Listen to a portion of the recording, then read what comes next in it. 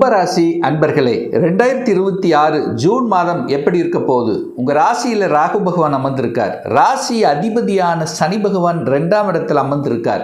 அந்த 2ஆம் இடத்தில் இருக்கக்கூடிய சனி பகவானை குருவினுடைய பார்வை இந்த ஜூன் மாதம் 2ஆம் தேதிக்கு அப்புறம் விழுகுது. அப்போது உங்களுக்கு மனம் சார்ந்த விஷயத்திலிருந்து வந்த குழப்பங்கள் கண்டிப்பாக மாறும். ஏன்னா இந்த கும்பராசி என்பர்கள் கடந்த ஒரு 2 வருஷமாகவே சில குழப்பங்கள் மனதளவில் இருந்த விஷயங்கள் இப்போ எல்லாம் மாறிடுச்சு. இப்போது சின்ன சின்ன விஷயத்தில் சின்ன தடங்கள் உங்களுக்கு இருந்தால் கூட இந்த ஜூன் மாதத்திலிருந்து விலகப் போகுது. ஏன்னா உங்கள் ராசிநாதனை குரு என்கின்ற ஒரு நல்லவன் பார்க்கின்ற ஒரு அற்புதமான ஒரு தன்மை. அதே சமயத்தில் 2ஆம் அதிபதியாக இருக்கக்கூடிய குரு பகவான் 2ஆம் இடத்தை பார்ப்பதும் ஒரு அற்புதமான அமைப்பு. அப்போ குடும்பம் நன்றாக இருக்க போகிறது.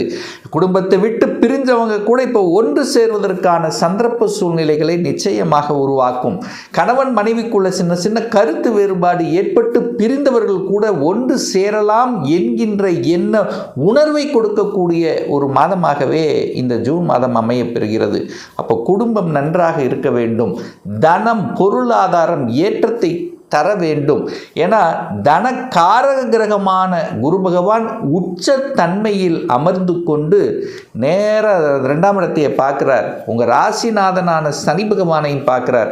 அப்போ பொருளாதார வளர்ச்சியை கொடுக்கக்கூடிய மாதத்தினுடைய தொடக்கம் தான் இந்த ஜூன் மாதம் அப்படின்னு சொல்லலாம். அப்போ இந்த ஜூன் மாதத்துக்கு அப்புறம் இந்த கும்பராசி என்பர்கள் பொருளாதாரத்தில் ஏற்ற நிலையை அடையக்கூடிய தன்மை.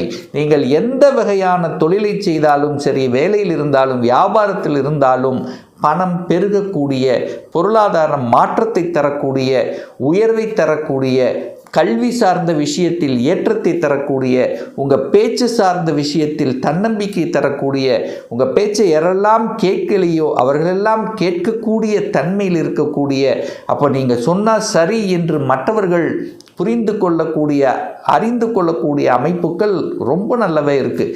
அப்போ குடும்பம் தனம் வாக்கு நன்றாக இருக்க போகிறது.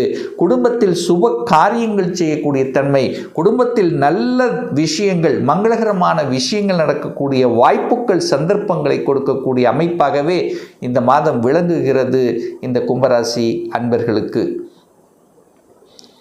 3ஆம் அதிபதி 3ஆம் இடத்திலேயே ஆட்சி பலத்தோட ஸ்ட்ராங்காக இருக்கார்.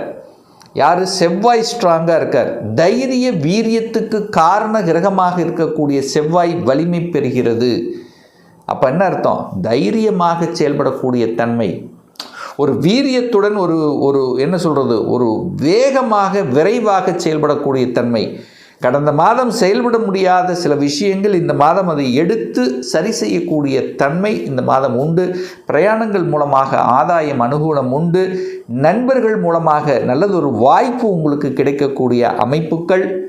செவ்வாய்ங்கிறது சகோதர விதத்தில் அவர்கள் மூலமாக ஏதாவது ஒரு நல்ல நீங்கள் உதவிகள் அல்லது சகோதரர்களுக்கு ஏதாவது ஹெல்ப் பண்ணக்கூடிய அமைப்புகள், இந்த மாதிரி ஏதாவது ஒரு நல்ல விஷயங்கள் சகோதர விஷயத்தில் இரத்தபந்த உறவுகளில் நடக்கக்கூடிய அமைப்புகள்ங்கிறது இருக்கிறது. அதிகாரம் கிடைக்கும். செவ்வாய்ங்கிறது அதிகாரம், 10ஆம் அதிபதி. அப்போ அதிகாரம், அட்மினிஸ்ட்ரேஷன் கண்டிப்பாக கிடைக்கும் இந்த கும்பராசி அன்பர்களுக்கு. 4ஆம் அதிபதியாக இருக்கக்கூடிய சுக்கிரன் 5ஆம் இடத்தில் இருக்கார். 4க்குரியவன் 5இல் இருக்கார். சூரியன் 4இல் இருக்கார். அப்போது இடம், நிலம், வீடு, வண்டி, வாகனம் வாங்குவதற்கு தகப்பனுடைய பொருளாதார ஒரு ஹெல்ப்புங்கிறது கண்டிப்பாக உங்களுக்கு கிடைக்கும். ஏன்னா சூரியன் தகப்பன் காரகன் அல்லவா, அவர் அந்த 4ஆம் இடத்தில் இருக்கிறனால உங்களுக்கு கிடைக்கக்கூடிய அமைப்புண்டு. சுகபோகங்களில் சில விஷயங்கள் என்ன, அதாவது ஒரு வீடு, இடம், நிலம் வாங்குறதுக்கு அவர் உதவி செய்வார். ஒன்று. அடுத்து மனைவி சார்ந்த விஷயங்கள், மனைவி இரத்தபந்தங்கள் சம்பந்தப்பட்ட விஷயங்கள் அல்லது மனைவியினுடைய சொத்துக்கள் உங்களுக்கு கிடைக்கக்கூடிய வாய்ப்புகள், மனைவி அல்லது கணவனுடைய சொத்துக்கள் அமையக்கூடிய தன்மை இந்த மாதம் பரிபூர்ணமாக உண்டு. ஒரு ரிஜிஸ்ட்ரேஷன் நடக்கும். பத்திரப்பதிவு, ஏதாவது ஒரு பதிவு செய்யக்கூடிய அமைப்பு இருக்கின்ற காரணத்தால் இது நல்லபடியாக அமையும். 5ஆம் அதிபதி 5ஆம் இடத்திலேயே ஆட்சி பலத்தோட ஸ்ட்ராங்காக இருக்கார். 5க்குரியவன் வலிமை. அப்போ 5ஆம் இடம் என்பது பூர்வ புண்ணியம் வலிமையாக இருக்குன்னு அர்த்தம். 5ஆம் இடம் என்பது குழந்தை ஸ்தானம், அது நல்லபடியாக இருக்குது. அப்போ குழந்தை பாக்கியம் இல்லாதவர்களுக்கு குழந்தை பாக்கியம் கொடுக்கக்கூடிய அமைப்பு பிரகாசமாக இருக்குது. ஏன்னா 5க்குரியவன் வலிமை பெறுகிறது. குழந்தை காரக கிரகம் உச்சமாகி குடும்பஸ்தானத்தை பார்க்கறதுனால குடும்பத்தில் ஒருத்தர் ஒரு உறவு உங்கள் குடும்பத்துக்கு வருவதற்கான வாய்ப்புகள் இந்த காலகட்டம் சிறப்பாக இருக்கிறது. படிப்பு சார்ந்த விஷயங்கள் எப்படி இருக்குன்னா, புதன் வலிமையாக இருக்கார், குரு உச்சமாக இருக்கார், புதன் ஆட்சி. அப்போது படிப்புக்கு எந்த கவலையும் இல்லை. படிப்பு சார்ந்த விஷயங்கள் நீங்கள் எடுக்கக்கூடிய அத்தனை அந்த முயற்சிகள் சக்ஸஸ் கொடுக்கும். ஆசைப்பட்ட கல்விகள் படிக்கக்கூடிய அமைப்பு நிச்சயமாக உண்டு. புதன் சுக்கிரன் இணைந்தால் தகவல் தொடர்பு துறை, கம்யூனிகேஷன், இந்த மாதிரியான துறைகள் இப்போது உங்கள் மனசில் தோணக்கூடிய அமைப்புகள் சிறப்பு பெறுகிறது. குரு 6ல் இருக்கார், 2ஆம் அதிபதி 6ல் இருக்குது, பணம் கடனுக்கு போகிறது. அப்போ கடனை அடைப்பீர்கள்.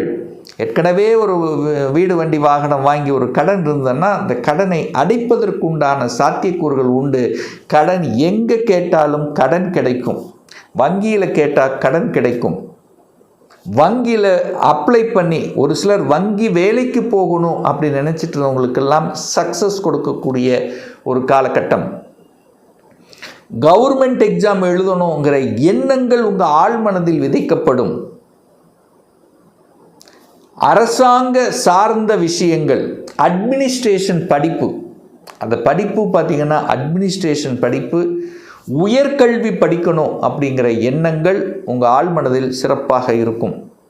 7ல் கேது இருக்குது, லக்னத்தில் ராகு இருக்குது, பாம்புவை போல.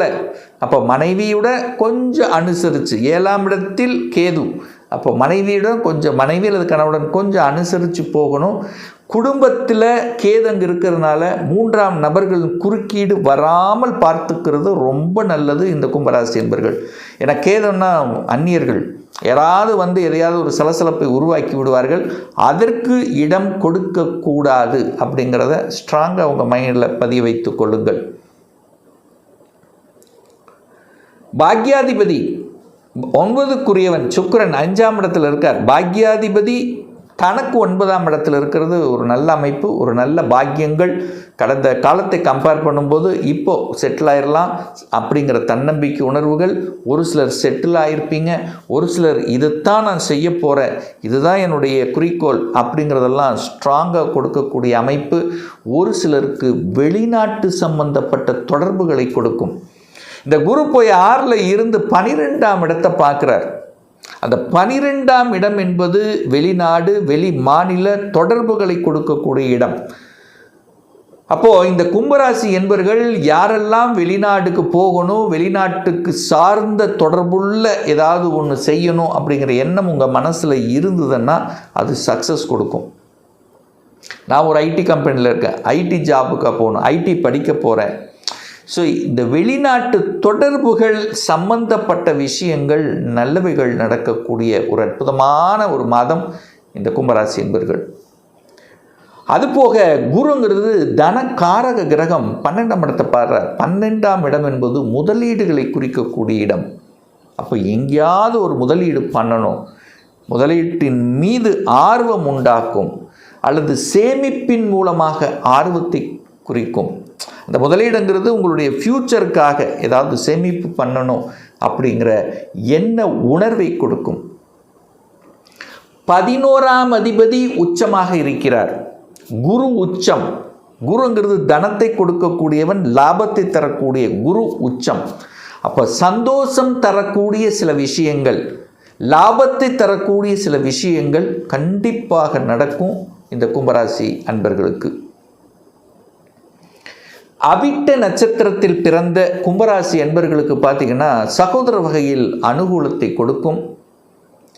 சீருடை அணிந்து பணியாற்றி கொண்டிருக்கக்கூடிய அத்துணை பேருக்கும் நல்ல விதமாக வாய்ப்புகள், சந்தர்ப்பங்கள் தேடி வரக்கூடிய அமைப்புகள்.